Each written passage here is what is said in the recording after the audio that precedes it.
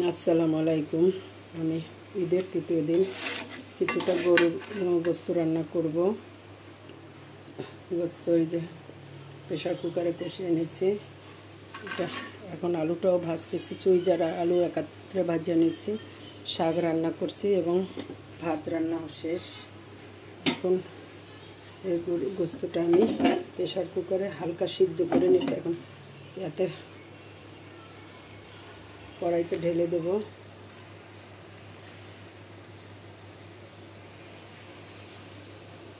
প্রচুর গরম, ধরা যাচ্ছে না।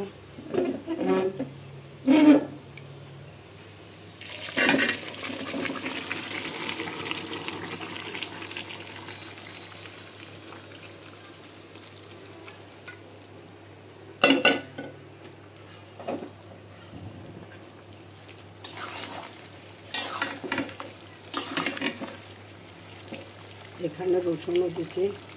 রসুনটা কষানোতে সিদ্ধ হবে না, সেজন্য একটু প্রেশার কুকারে দিয়ে সিদ্ধ করে নিয়েছি আমি।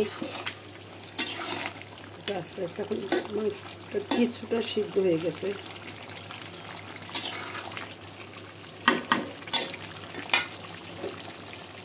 আস্তে আস্তে এখন কষাবো।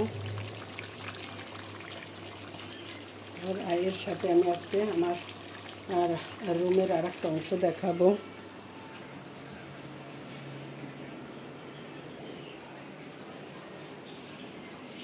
আমার মেয়ের রুম এটা।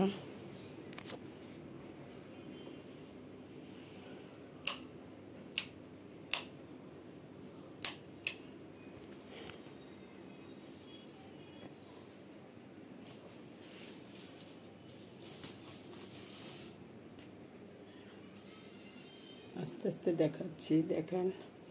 এই যে বিছনা সব গুছাই রাখছিলাম, এখন আবার এলোমেলো করে গেছে ছেলে।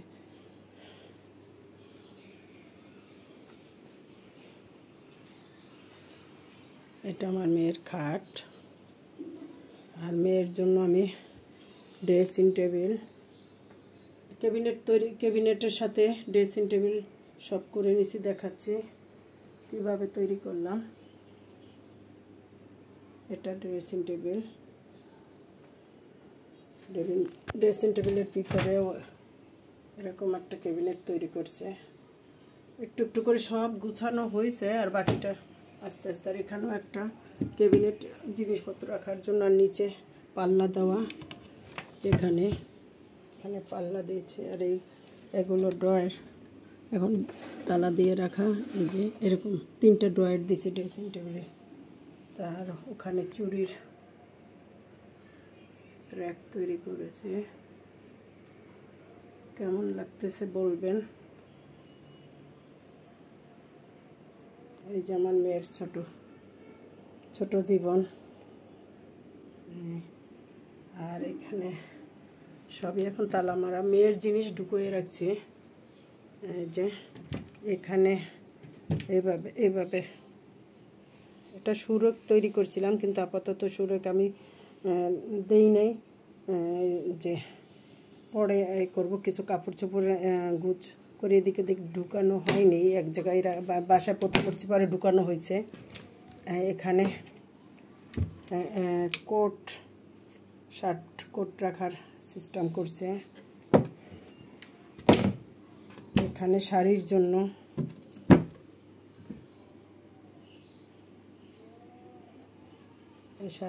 বানিয়েছে। আর আমার মেয়ের সব জিনিস আমি এভাবে গুছিয়ে রাখছে। এই পাটটায় আমি গ্লাস লাগাইছি। এটা গ্লাস দেওয়াতে একটু আমার কাছেও ভালো লাগতেছে, কারণ সব জিনিস তো বন্দি থাকে না হয়তো বা। এই সব পাল্লা দিয়ে তৈরি করে নিছে। অনেকেই আমার এটা চয়েস করছে, আপনাদের কেমন লাগে আমাকে জানাবেন। আমার মেয়ের বইয়ের টেবিল সব সুন্দর গুছিয়ে রাখছে। মেয়ে নেই যদিও এখন দেশে। তারপর মেয়ের গিটার, মেয়ের হারমোনিয়াম,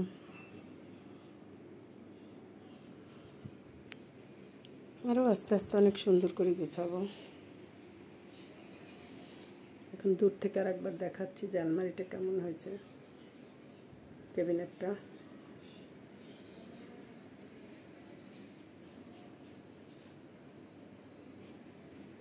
মেয়ের রুম থেকে বের হতেই আমার ড্রয়িং রুম, তবে আজকে আর এতটা দেখাবো না, আমার ছেলের রুম রয়ে গেছে, ছেলের এতটা হালকা পাতলা দেখাই দিলাম, পরে একদিন সব দেখাবো আপনাদেরকে।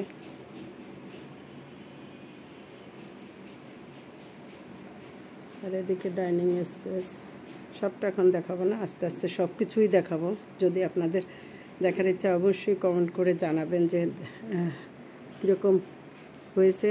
আস্তে আস্তে সব কিছু এখানেও একটা ক্যাবিনেট তৈরি করছে। এরকম বেশ কিছু ক্যাবিনেট আমি ছোটোখাটো তৈরি করে নিয়েছি নিজে থেকে।